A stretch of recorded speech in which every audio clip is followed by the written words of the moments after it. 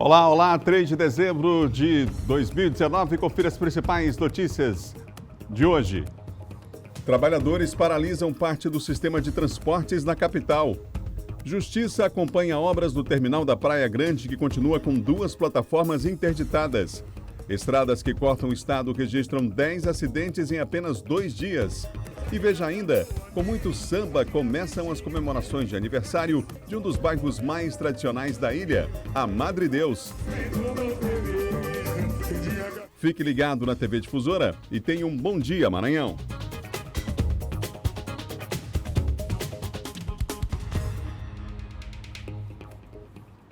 Vamos lá, hoje é terça-feira e você ligado aqui nas principais notícias do dia na TV Difusora. Um ótimo dia aos amigos que nos acompanham no interior do estado e também aqui na capital.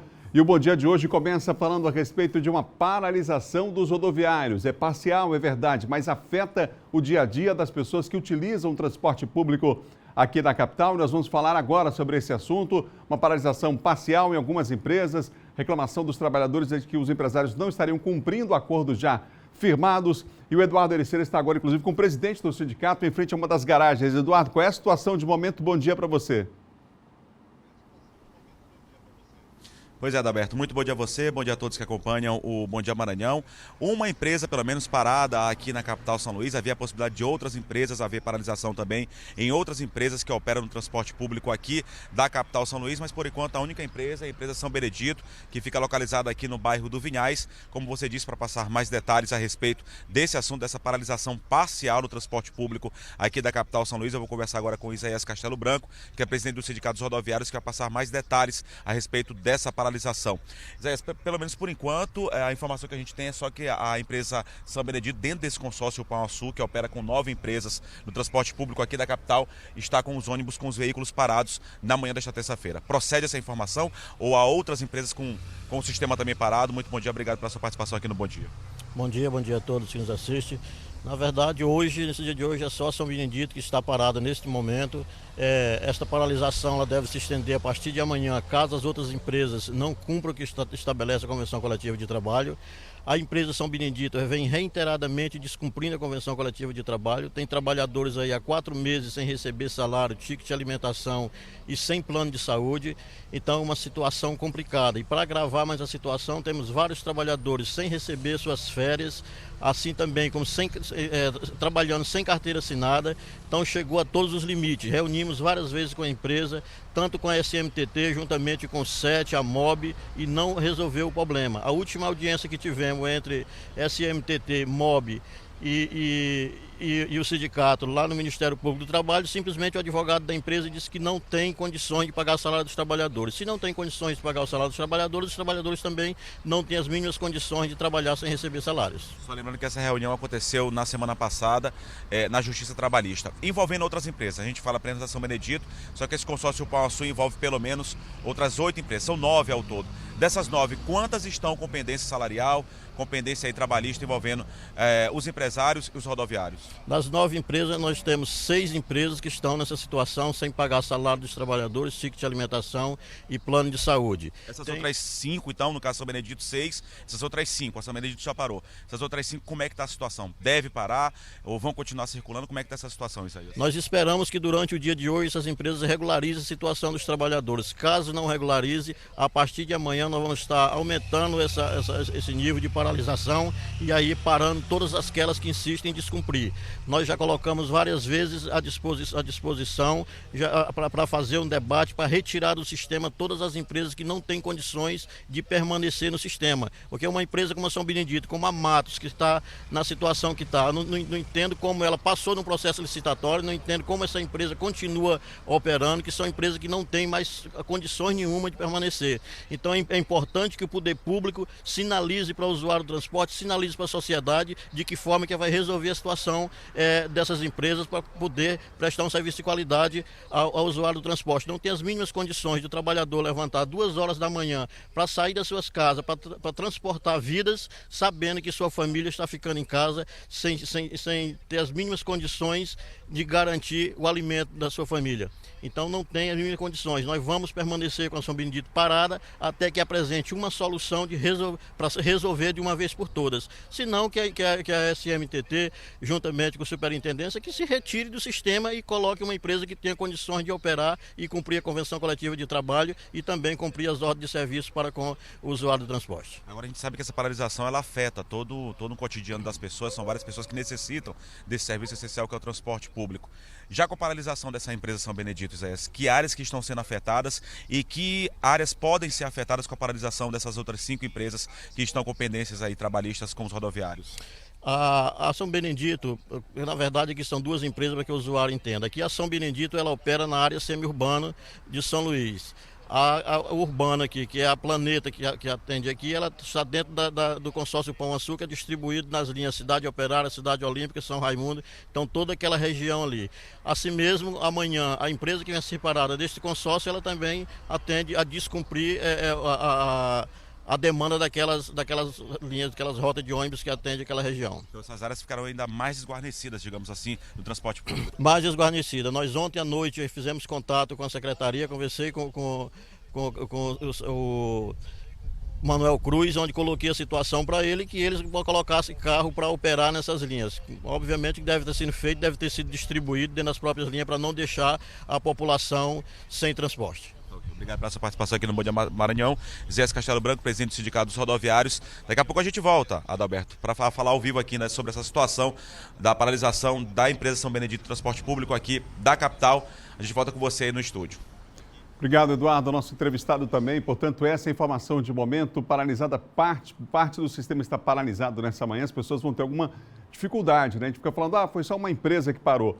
Mas para quem depende só daquela linha, só daquela empresa, a situação fica extremamente complicada. São José de Mamar, Passo do Lumiar, enfim, Raposa também. Então as pessoas aí, região da Cidade Operária, Cidade Olímpica. Então, para quem depende só desse ônibus, só dessa linha, a situação é complicada. Não interessa se vai ser uma empresa ou só 2 empresas, né? Interessa aquela empresa que atende aquele usuário. E aí ele fica prejudicado durante uma situação como essa. O sindicato alega que não havia outra forma de chamar a atenção para o fato, tentou várias vezes a negociação com os empresários do ramo. O espaço fica aberto aqui também para o Sindicato das Empresas de Transporte, para que se manifestem sobre esse assunto. Mas já há um tempo que a gente vem falando sobre isso, o não cumprimento de acordo por parte das empresas e agora chegando ao extremo como esse, que é paralisação de parte do sistema de transportes. A gente vai continuar acompanhando.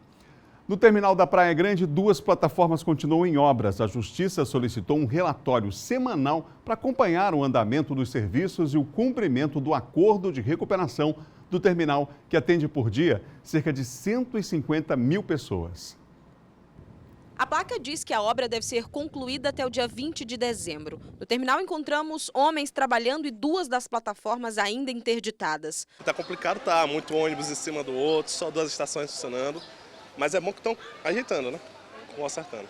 Lesada, porque a gente paga o imposto para ter um serviço e não tem um serviço de qualidade. E se paga uma passagem que é uma das mais caras do país.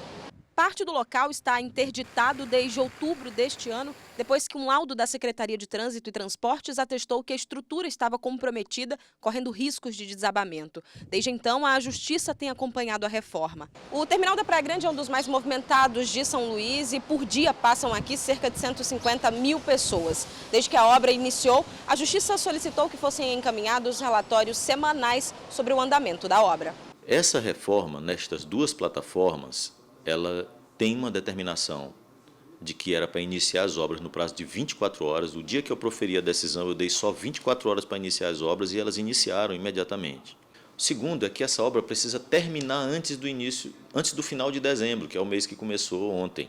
Então, tem que terminar relativamente rápido, porque nós sabemos que no final de dezembro começam a se intensificar as chuvas aqui em São Luís. O caso também é acompanhado pelo Ministério Público, que considera que o ideal nesse caso seria a construção de um novo terminal. A obra está sendo realizada pelo consórcio central, que assim que concluir esta parte da obra, deve iniciar a reforma das plataformas 1 e 2 do terminal. Praticamente a metade da cidade depende desse terminal. É o maior terminal e o mais antigo da cidade. Tem muita gente torcendo por uma interdição total desse terminal e isso não é racional. Isso resultaria, se eu interditasse completamente o terminal, resultaria em um aumento das despesas para as pessoas. Poderia desorganizar o orçamento familiar. Uma pessoa que precisa só de uma passagem para ir e uma para voltar, ou seja, paga 2 passagens por dia, Sem o terminal, elas precisariam pagar 4. Situação complicada, né, gente? O fim de semana foi marcado por vários acidentes nas estradas que cortam o estado. Em apenas 2 dias, 10, é isso mesmo, 10 acidentes foram registrados. 3 mortes em menos de 24 horas nas rodovias do Maranhão. No final da tarde do último domingo, na BR-226, próximo ao município de Porto Franco, um idoso de 72 anos que pilotava uma motocicleta morreu depois de colidir com galhos de uma árvore. Nesta segunda-feira, outro acidente envolvendo um motociclista resultou na morte de 2 pessoas. O caso aconteceu na cidade de Bacabeira. No domingo, às 17h30, mais ou menos nesse horário, em que um idoso, trafegando numa moto, pelo acostamento da rodovia, ele bateu em galho de árvore e caiu. Quando caiu, machucou a cabeça, teve um ferimento grave e morreu no local. No acidente de segunda-feira de manhã, por volta das 6h20, na BR-135, próximo de Bacabeira, um outro condutor, um condutor de uma Hilux, ele vindo no sentido interior capital, ele entrou para a contramão, provavelmente para ultrapassar, e colidiu numa motocicleta e os 2 ocupantes morreram na BR-135, quilômetro 54. Um acidente na rodovia Belém-Brasília envolvendo 6 veículos causou engavetamento e deixou a BR-010 parcialmente interditada. Nesse caso, houveram apenas ferimentos leves envolvendo os condutores. Com essas ocorrências, a Polícia Rodoviária Federal já registra mais de 900 acidentes nas rodovias que cortam o Maranhão. As estatísticas mostram ainda que pelo menos 164 pessoas também perderam a vida no trânsito nas BRs em 2019. Com a chegada das férias e festas de fim de ano, o fluxo de veículos nas rodovias deve aumentar. E a PRF espera que, na mesma medida, aumente também a responsabilidade no trânsito. Sai de casa, coloca o cinto, liga o carro e acende os faróis. Essas 3 coisas evitam transtornos. Observar a velocidade para o local, é sempre importante não ultrapassar aquela velocidade.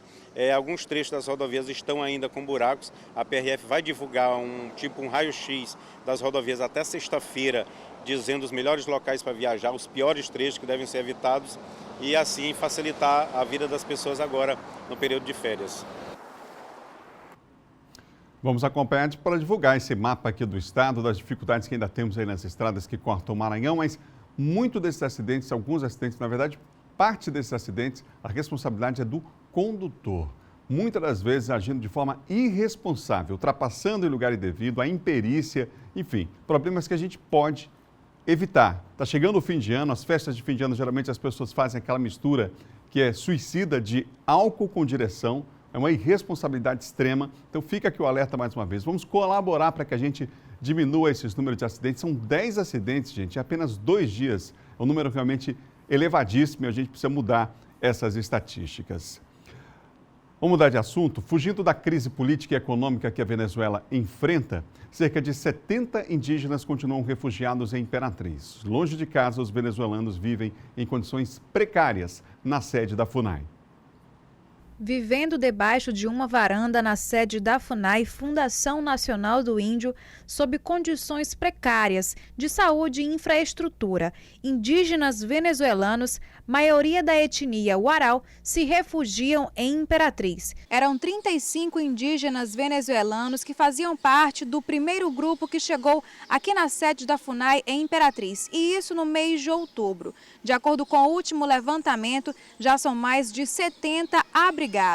De acordo com a coordenação da FUNAI, informações indicavam que indígenas refugiados viriam para cá ainda este ano, vindos de Açailândia, município que fica distante 70 quilômetros de Imperatriz e também do estado do Tocantins. Desde a chegada dos indígenas, já foram registradas 2 mortes de crianças menores de 3 meses. O último caso foi uma tentativa de homicídio entre 2 indígenas. Os venezuelanos, aí, os indígenas, estavam alcoolizados, entraram em desentendimento. Aí houve um que foi ferido a facadas, né? Então a equipe do SAMU se deslocou, a equipe da polícia se deslocou aqui, né? Houve um princípio de tumulto, né? A segurança não pôde intervir porque eles eram muito maioria, né? Então assim, a situação deles tem tomado uma proporção muito grande, tem chegado gente o tempo todo. A polícia vai apurar a tentativa de homicídio e, depois disso, a FUNAI de Imperatriz vai elaborar um relatório e encaminhar para o Ministério Público Federal, indicando toda a situação de outubro até agora. Situação complicada, em especial porque tem crianças nesse processo, né, gente? Crianças estão morando em situação, se é que é possível falar em morar, né? Em situação precária. Você viu aí na reportagem lá na FUNAI, a gente já viu o registro aqui. Agora essa questão aí do homicídio que está sendo investigada, a situação, o tempo vai passando, a situação vai ficando complicada, tensa, e é preciso que se dê uma solução a esse problema, não é? Inclusive as autoridades federais já foram, o governo federal já foi informado do que está acontecendo aqui no Maranhão, em especial lá na cidade de Imperatriz. São 7 horas e mais 14 minutos, 7h14, foi prorrogada a vacinação da febre aftosa no estado. Em Caxias, a Agência Estadual de Defesa Agropecuária vem realizando ações para alertar os produtores quanto à importância da vacinação.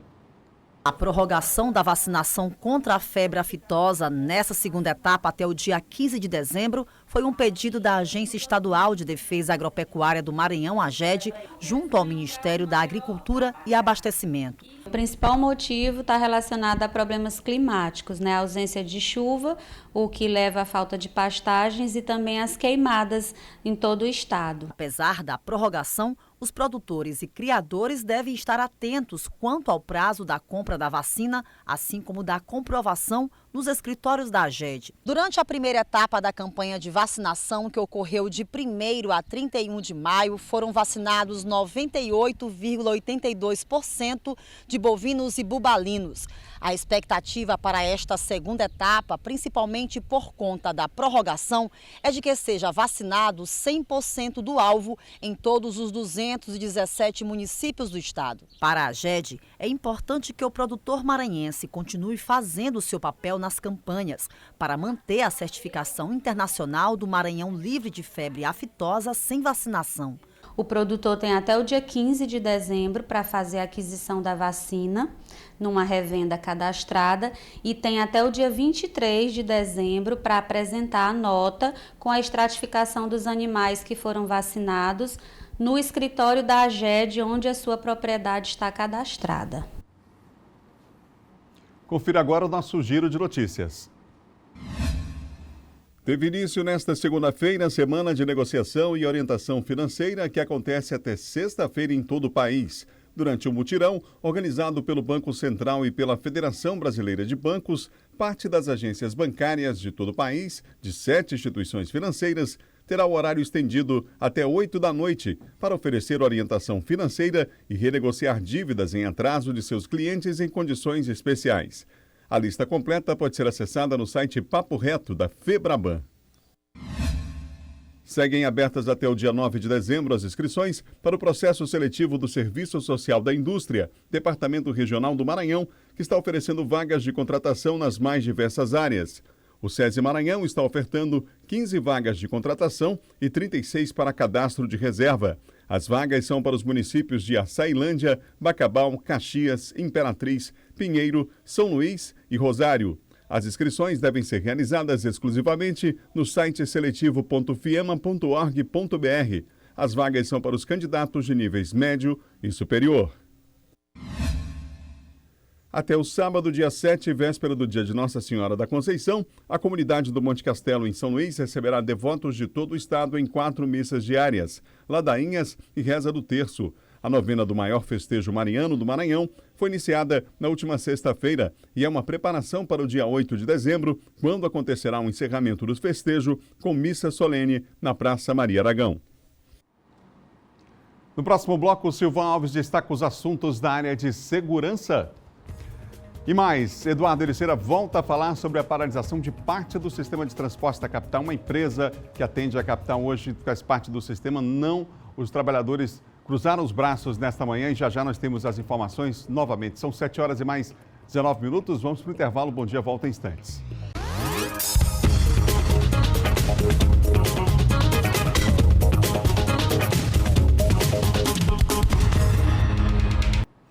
São 7 horas e mais 22 minutos de volta. O Bom Dia Maranhão ao vivo para todo o estado aqui pela TV Difusora. E nós voltamos a falar sobre a paralisação de parte do sistema de transportes aqui da capital. Nessa manhã, pelo menos uma empresa amanheceu aí com os trabalhadores com os braços cruzados. Eduardo Ericeira tem informações para nós, atualizando aí em frente a uma dessas empresas, que é exatamente a São Benedito, não é, Eduardo? Pois é, Adalberto, os veículos, a informação que a gente já teve uma primeira participação a respeito dessa paralisação parcial do transporte público aqui na capital. A garagem aqui da empresa São Benedito, no bairro do Vinhais, permanece fechada. A informação que a gente tem é que nenhum veículo que presta serviço nessa empresa deixou aqui a garagem no bairro do Vinhais. Agora há pouco, Adalberto, chegou um ônibus, passou um ônibus aqui pelo bairro do Vinhais, um ônibus coletivo que trouxe vários rodoviários, vários profissionais que prestam serviço nesta empresa. Eles estavam concentrados mais ali abaixo, na rotatória ali, próximo ali à curva do 90, em outro ponto, mas boa parte deles, dos profissionais que prestam serviço aqui na empresa São Benedito, já se encontram aqui nas proximidades da garagem da empresa. Também viaturas da Secretaria Municipal de Trânsito e Transportes, neste momento agentes de trânsito que estão aqui no local, controlando de repente o trânsito. Ainda está bem tranquilo, são poucos ônibus inclusive que transitam aqui pelo Vinhais. Essa parte aqui é do Vinhais Velho, não tem um trânsito intenso também neste horário, só a partir das 8 horas da manhã que deve aumentar o fluxo de veículos, mas agentes da SMTT também já estão desde cedo, assim como representantes do Sindicato dos Rodoviários. Atualizando as informações, só ressaltando, na verdade, os bairros que estão prejudicados por conta dessa paralisação, principalmente áreas muito populosas aqui da capital maranhense, os bairros da Cidade Operária, Cidade Olímpica e também do conjunto São Raimundo, que abrange vários bairros aqui dentro de São Luís, são as principais áreas prejudicadas por conta dessa paralisação de uma empresa que faz parte do consórcio, o Pão Açu. A gente lembra que são várias reivindicações, principalmente questões salariais e a falta aí da assinatura de ter a carteira de trabalho assinada, são as principais reivindicações, os principais pontos de reivindicação por parte da categoria. Lembrando que são 9 empresas que compõem aí o consórcio, o Pão Açu, que trabalham no sistema de transporte público aqui da capital, apenas uma empresa paralisada, 3 operando normalmente, outras 5 ainda, segundo os sindicatos rodoviários, aguardando um posicionamento envolvendo essa questão de regularização dos termos trabalhistas, regularização de questões salariais. Caso não seja pago essas pendências salariais, esses salários atrasados, pode haver uma paralisação ainda maior, quer dizer, pode aumentar o número de veículos. Essas áreas que eu já citei, São Raimundo, Cidade Operária e Cidade Olímpica, ficarem ainda mais prejudicadas, principalmente quem depende dos ônibus, quem depende do sistema de transporte público, ficar ainda mais prejudicado a partir de amanhã e de repente afetar até outras áreas com a paralisação, possível paralisação, vai depender do decorrer desse dia, dessa terça-feira, com aí a regularização dessas pendências, mas pode ser que mais veículos aí fiquem parados, essa paralisação afete mais empresas dentro desse consórcio, o Pão Açu, que atua aqui na capital São Luís. A gente vai acompanhar e, claro, trazer mais informações ao longo da programação e de repente até amanhã para os nossos telespectadores. A gente volta no estúdio com você, Adalberto.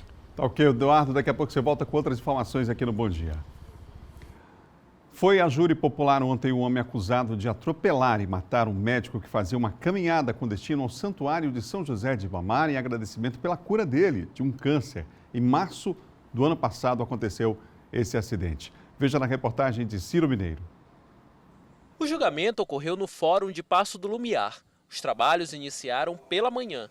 Até a metade da tarde, 6 das 9 testemunhas já haviam sido ouvidas, respondendo a questionamentos da defesa e do Ministério Público.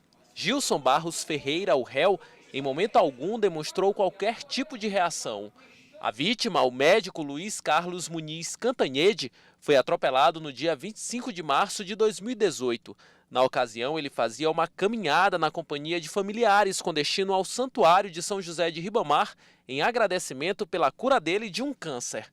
O Antônio Carlos, irmão da vítima, estava na caminhada e viu como tudo aconteceu. Todo mundo junto, conversando, alegres e tudo. E de repente a gente só ouve aquele estralo, e aí o cara só vê aquela coisa assim girando e só atingiu ele, sabe? Todo mundo próximo, como nós estamos, mais ou menos assim, conversando, ele olhando para o cronômetro, para o relógio dele, dizendo, olha, nós já percorremos tantos minutos, em tantos minutos já fizemos tantos quilômetros, tal hora nós vamos chegar em São José de Ribamar, quer dizer, muito alegre, muito otimista. E, lamentavelmente, isso aconteceu, uma pessoa embriagada, não ficou, fugiu do local do crime, tá certo? Não prestou socorro. Além de ouvir todas as 9 testemunhas, o réu também será interrogado.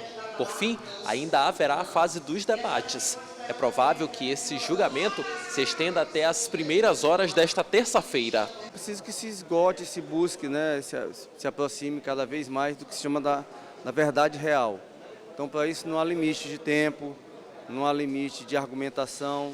É preciso que a justiça resguarde às partes todo esse direito. A defesa do réu preferiu não se manifestar. Para o Ministério Público não resta dúvida quanto à responsabilidade de Gilson Barros Ferreira no que se refere a este acidente.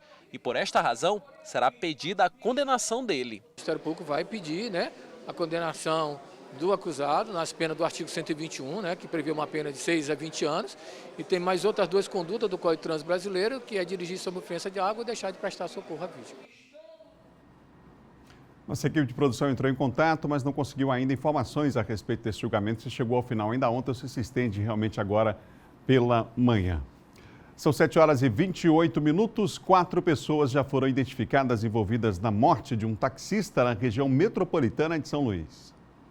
Familiares e amigos lamentaram a morte cruel envolvendo José Manuel Rebelo Souza, de 61 anos de idade. Há mais de 15 anos, trabalhava como taxista. Ele pegou uma corrida no último final de semana por volta das 4h30 da tarde, no bairro Olho d'Água, próximo à casa em que morava, na Divinéia. Após a morte bárbara, teve o corpo enterrado na mesma avenida em que morava pelos bandidos. José Edvaldo, também taxista e irmão da vítima, afirma que a dor é grande entre parentes e amigos do bairro e da categoria. Nós é que ficamos com a perda, com a dor, entendeu? E eles estão aí para fazer de novo aí o pior com outros, entendeu? Então, é o que eu tenho a falar para vocês, é isso aí, que foi uma barbaridade muito grande que eles fizeram com meu irmão. 2 pessoas já foram presas pela polícia, suspeitas de participação no assassinato. Outros 2 adolescentes, segundo a polícia, que também participaram do crime, foram apreendidos. Uma 5ª suspeita, também de ter participado do assassinato do taxista, continua sendo procurada pela polícia. A polícia segue investigando o caso por meio da Superintendência de Homicídio da capital. Nós estamos levando em consideração que tenha sido um latrocínio, até porque a intenção primordial deles era o veículo para cometer outros tipos de assalto. E só que houve durante o cativeiro, durante o tempo que eles permaneceram com a vítima, houve uma certa discussão entre a vítima e os autores resolveram, infelizmente, tirar a vida da vítima. O taxista José Manuel era casado e deixou 3 filhos e uma imensa saudade. A família pede justiça. Foi a pior crueldade que eu nunca tinha visto na minha vida. Além de ter degolado meu irmão, eles amarraram ele, enterraram ele com vida, porque eles enterraram ele ainda vivo. Para tirar ele ainda estava mole ainda. E hoje, ainda é mais triste, porque hoje minha filha está fazendo 26 anos. É a saída do meu irmão.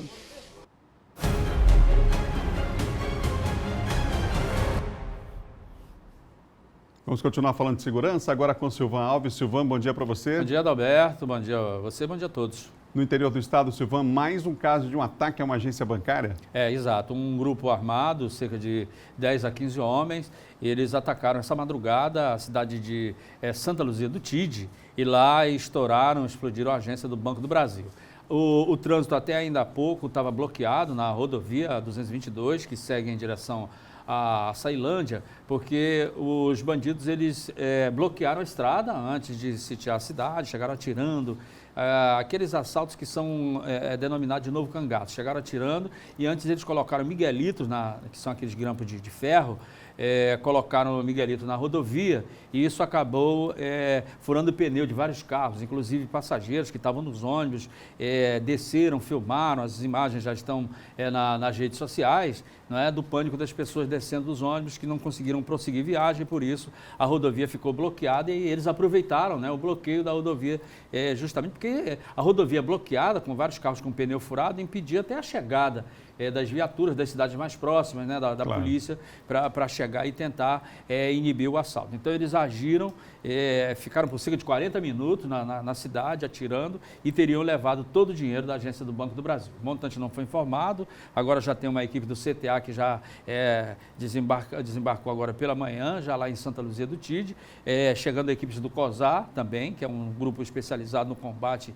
a esses tipos de criminosos e também já o reforço das cidades mais próximas também para tentar localizar esses assaltantes aí. Convém ressaltar, Alberto, que essa semana tentaram o Bradesco lá de São Luís Gonzaga, não conseguiram, né? Foi uma explosão, mas não conseguiram chegar ao cofre, e houve o sapatinho também no final de semana passado lá na casa do gerente lá do Centro de Distribuição do Banco do Brasil lá de Bacabal.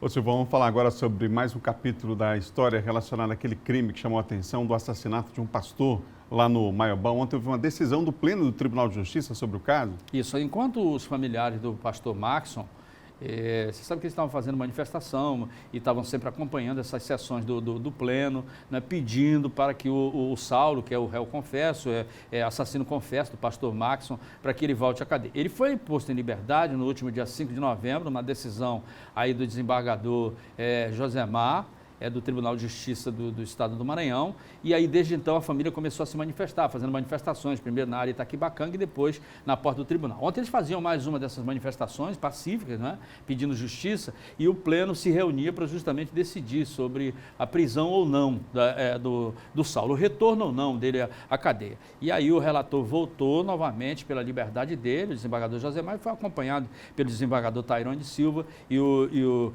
desembargador João Souza também, João Santana, que acabou também acompanhando o voto do relator. Então, por unanimidade, a Corte do Tribunal de Justiça, o Pleno do Tribunal de Justiça decidiu que o Saulo deve continuar em liberdade. Nessa decisão, Adalberto, vale ressaltar que o desembargador determina que ele se apresente a cada 30 dias, mostrando vínculo empregatício, né, ou seja, que ele está trabalhando. Ele é proibido de se ausentar no período da noite, a partir de 20 horas, não pode sair sábado, domingo, feriado também. E para se ausentar do distrito da culpa, ou seja, viajar para qualquer local, ele precisa ter autorização da Justiça. E o monitoramento dele é feito com tornozeleira eletrônica. Obrigado, Silvão. Até amanhã. Ok, até amanhã, Adalberto. Bom dia a todos. Silvão Alves, que apresenta de segunda a sexta, 6 da manhã, aqui na Difusora, o Bandeira 2. A Polícia Civil conseguiu recuperar mais de 400 veículos roubados no interior do estado. Veja na reportagem. O levantamento foi feito pela Polícia Civil por meio da Superintendência do Interior. Foram coletados dados das regionais de 9 cidades: Chapadinha, Urbano Santos, São Benedito do Rio Preto, Anápolis, Buriti, Brejo, Santa Quitéria, São Bernardo e Magalhães de Almeida. Foram identificados 443 veículos recuperados, destes 204 com origem no Piauí, a maioria motocicletas. A intenção é fazer com que os proprietários dos veículos recuperados possam retirá-los dos pátios das delegacias. O número de carros e motos deixados para trás é cada vez maior. Ocorre que, com o decurso do tempo, as pessoas às vezes perdem um pouco o interesse naquele bem, por diversos motivos, como receber o dinheiro do seguro, e esses bens acabam se acumulando lá, esses veículos acabam se acumulando nos pátios das delegacias, né? Nessa região foi o projeto piloto, né, iniciado lá pela Delegacia Regional de Chapadinha, de fazer esse levantamento para que nós possamos divulgar listas. E de fato, tem um número expressivo de veículos oriundos do estado do Piauí, em razão justamente da regional de Chapadinha ter diversos municípios que fazem limite com o estado do Piauí. O mesmo trabalho também deve ser realizado em outras delegacias regionais no estado, até porque a situação não traria benefícios a ninguém. O interesse da Polícia Civil, né, como órgão constitucional, é justamente investigar e atender o cidadão. Nós não temos interesse nenhum em permanecer com esses bens nos pátios da delegacia. Pelo contrário, é um ônus, né, para a Polícia Civil ter que fazer a guarda desses bens nas suas delegacias. Então, nós estamos fazendo essas promoções para que as pessoas possam identificar os seus veículos, ir lá e fazer, né, a gente fazer a entrega desse veículo aos proprietários. Vamos mudar de assunto. Dezembro é o mês mais aguardado pelo comércio varejista. Muitas vezes os consumidores recorrem ao cartão de crédito, não é? Mas é preciso ter cuidado. Ele pode parecer ser a luz no final do túnel, mas logo se torna o vilão. Leonardo Melo já passou por esta situação. Garante que, por falta de conhecimento, não buscou seus direitos. O consumidor, de acordo com o Código do Consumidor, ele pode recorrer, entrando com processo, no caso dessa atitude sendo tomada em favor a ele. A estudante Bruna Maiele não escapou da situação. Já aconteceu, é muito constrangedor você chegar numa loja e você dizer que quer parcelar e acabar tendo uns juros, e os juros é altíssimo. A questão alegada pelos comerciantes é que o uso do cartão de crédito implica em alguns custos para o estabelecimento comercial, que paga um percentual do valor da compra e ainda o aluguel da maquininha. Para esta especialista em direito do consumidor, a prática é abusiva. No entanto, o decreto federal que proíbe o aumento do valor abriu brecha para que os comerciantes deixem bem claro o valor. A exposição é obrigatória. A Lei 13.455 de 2017 dispõe a respeito da diferenciação de preços.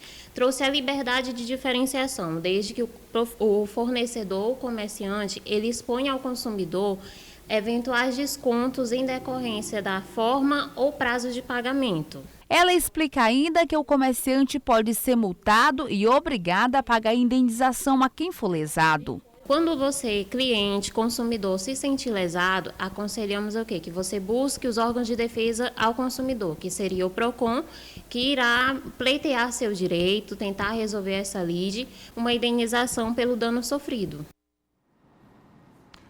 Vamos ver como é que vai ser o tempo hoje, pelo menos a previsão do Laboratório de Meteorologia da Universidade Estadual do Maranhão. Vamos lá?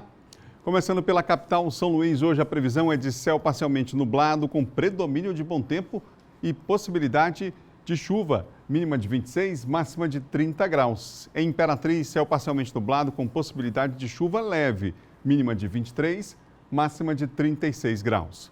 Em Caxias, predomínio de bom tempo, com possibilidade de chuvisco por lá, mínima de 22, máxima de 37 graus. Bem quente continua, não é?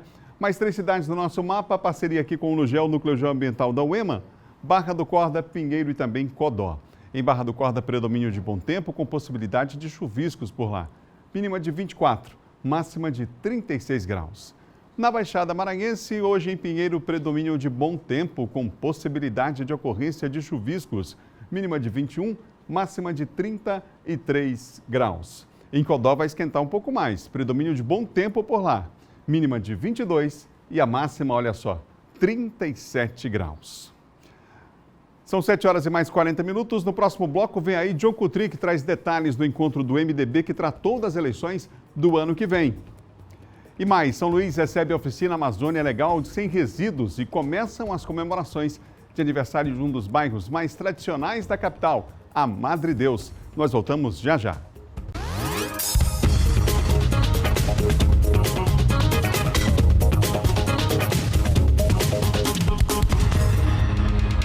São 7 horas e mais 43 minutos, de volta ao Bom Dia Maranhão, nesta terça-feira, ao vivo para todo o estado. Obrigado aos amigos que nos acompanham aí, em especial em Imperatriz, Caxias, Codó, em Açailândia também.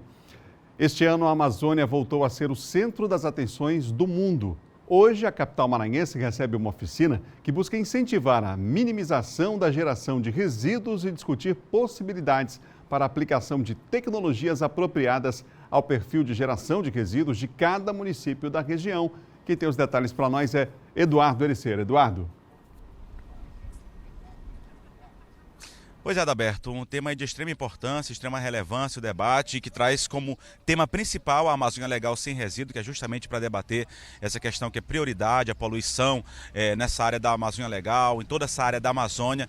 A gente sabe que a poluição está muito grande, então várias organizações aí de defesa do meio ambiente, também do setor público e privado, vão debater essa situação hoje e amanhã na capital São Luís. Serão 2 dias de debate, nesta terça e também amanhã, quarta-feira, aqui na capital maranhense. O tema, como eu disse, é Amazônia Legal sem resíduo, o evento que é uma realização aí do Instituto Brasileiro de Informação e Ciência e Tecnologia, é financiado pela Fundação Nacional de Saúde, mas tem a parceria de várias instituições, como eu disse, pública e privada, entre elas até a Secretaria Estadual de Meio Ambiente, que também vai participar desse debate. É uma orientação aí da Coordenação de Tecnologias aplicadas a novos negócios. O evento tem como público-alvo gestores municipais, mas, como eu disse, deve reunir reunir também aí várias instituições, também estudantes, a sociedade civil organizada, entidades que lutam aí na defesa do meio ambiente, também representantes da Câmara de Vereadores, representantes aí do comércio local, também da Associação de Catadores,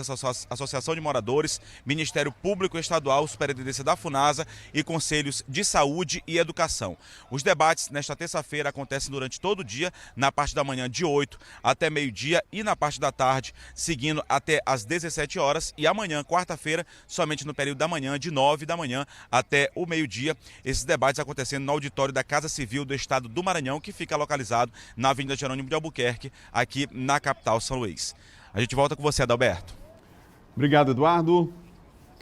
Há menos de um ano para as eleições municipais, é grande a movimentação nos cartórios eleitorais do estado. Em Imperatriz, muita gente está aproveitando a oportunidade para ficar em dia com a Justiça Eleitoral.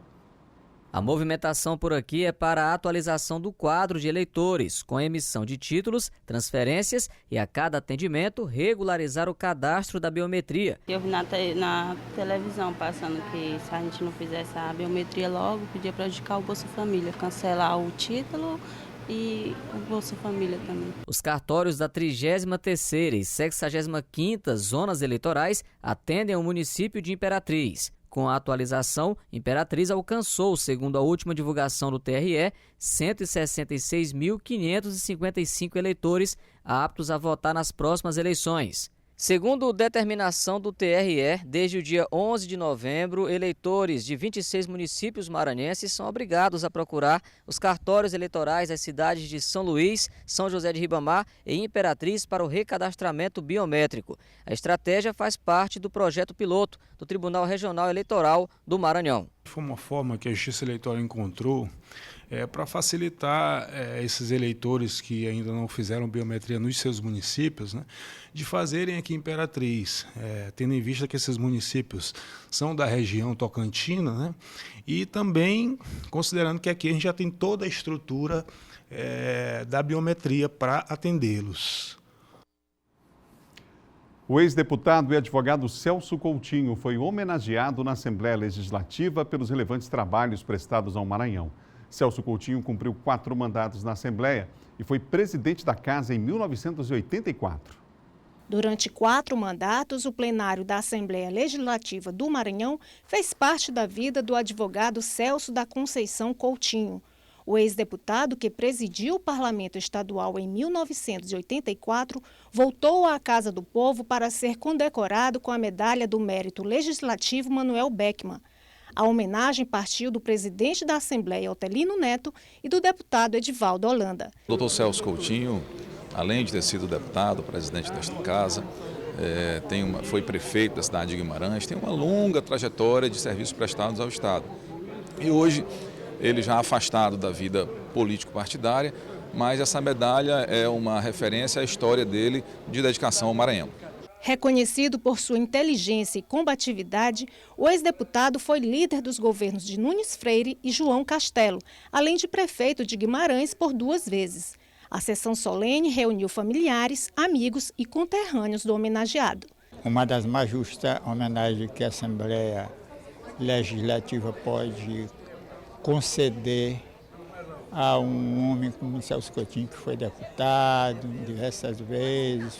Um homem bom, acima de tudo, bom, inteligente. Realmente ele foi presidente da casa, um grande presidente do governo Luiz Rocha, que era o governador, e ele desenvolveu um trabalho sério aqui na Assembleia. Um homem de respeito, um homem de valor, trabalhou já muito pelo Maranhão e em particular por Guimarães, onde ele foi prefeito 2 vezes. Em seu discurso, o ex-deputado Celso Coutinho lembrou aos atuais parlamentares da convicção e do orgulho que devem sentir por estarem servindo à sociedade. Só a política poderia me dar esse momento. A política que trata de tudo, de todos, e que às vezes deformada pela politicalha é incompreendida. Mas se não for a política, eu não estaria hoje aqui. Eu agradeço a ela e nós todos devemos saber a importância que ela tem na sociedade.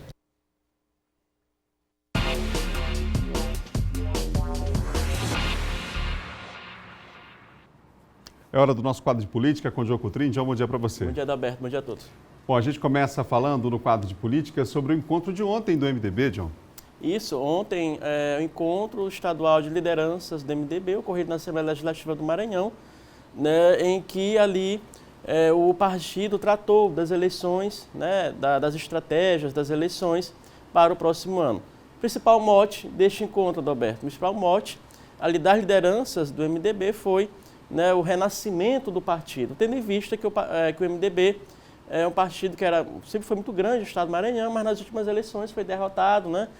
Perdeu a vaga de governo, a ex-governadora Rosana Sarney não foi eleita, nem os 2 senadores do grupo. Então, ontem os discursos foram estes, de levantar o partido, de renascimento, de tornar o MDB grande novamente aqui no estado do Maranhão e, claro, também tratando de eleições municipais. No caso específico de São Luís, onde foi o partido e a militância colocou o nome da ex-governadora Rosana Sarney como pré-candidata a prefeita. Nós temos um vídeo aí em que ela comenta, né? Em que ela comenta este desafio aí lançado em apresentá-la, o MDB apresentá-la como pré-candidata a prefeita de São Luís. Vamos ver a fala da Rosana Sarney. Queria agradecer mais uma vez a presença de todos vocês. Ou pensar no que vocês estão me propondo. Porque eu não sou uma mulher que não fujo à luta. Verdade. Sou uma mulher que encaro. E se for essa a minha missão, eu vou cumprir com a minha missão.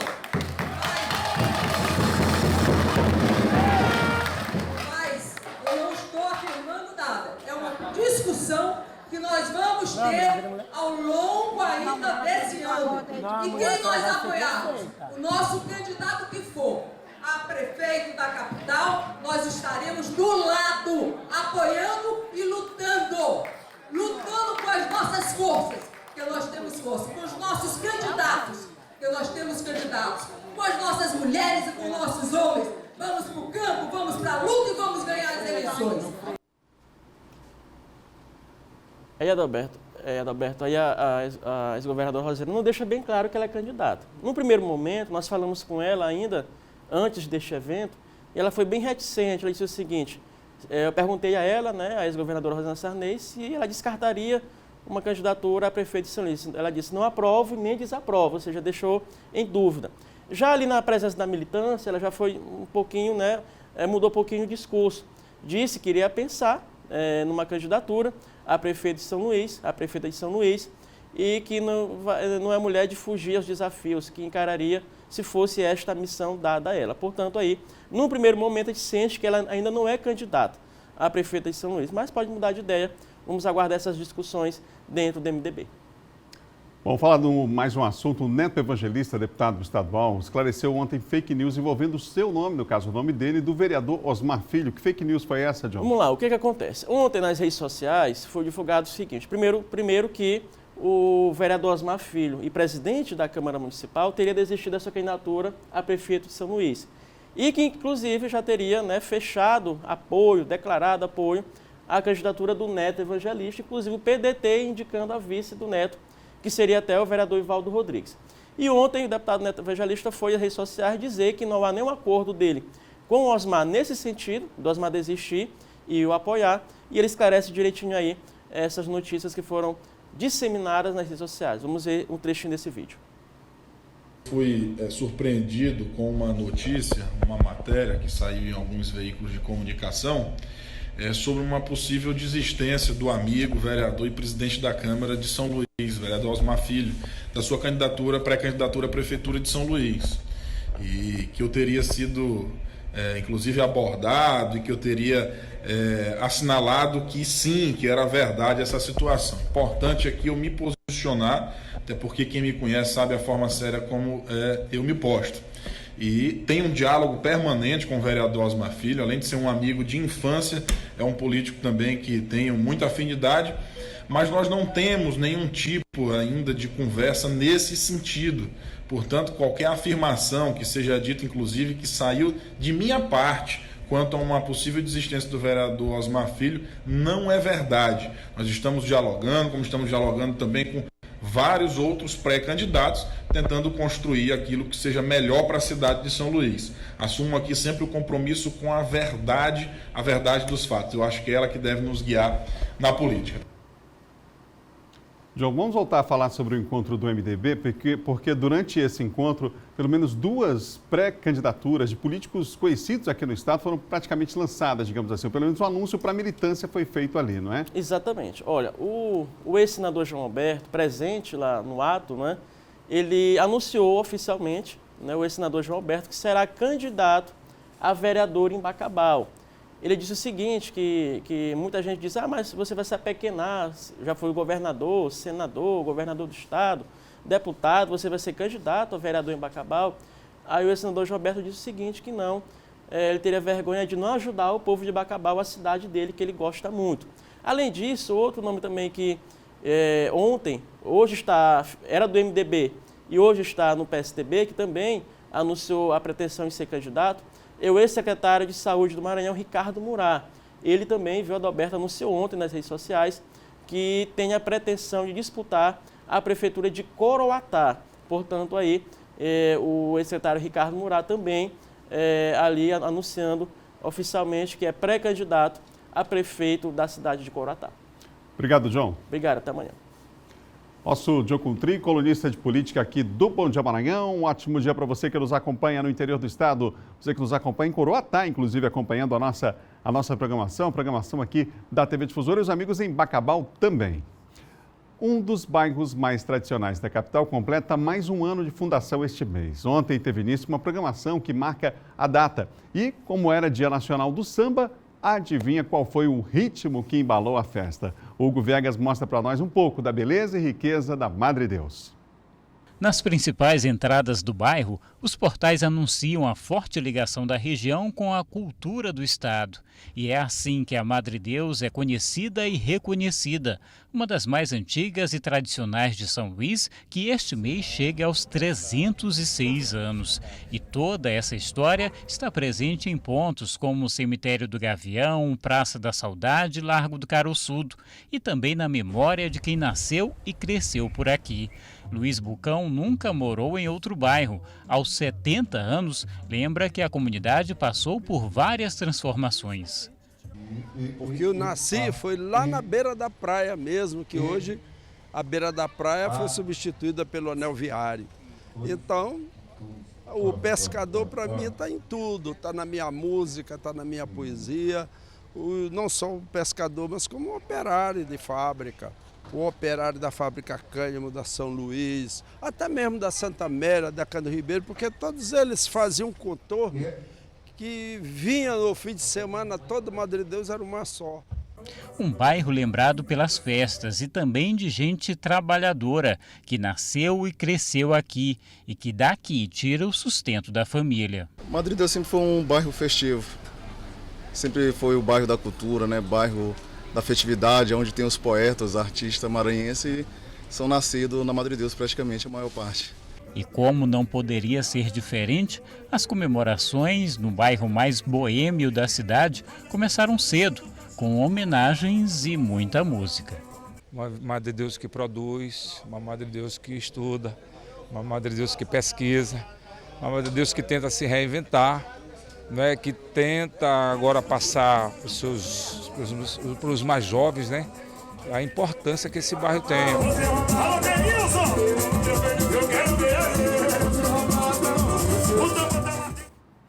Um abraço aos amigos da Madre Deus acompanhando a nossa programação. Essa semana tem mais novidades na programação de aniversário. A gente, claro, vai acompanhar um bairro tradicional aqui da ilha. A gente se encontra amanhã às 7 com o Bom Dia Maranhão. Fique com imagens da Madre Deus. Até amanhã.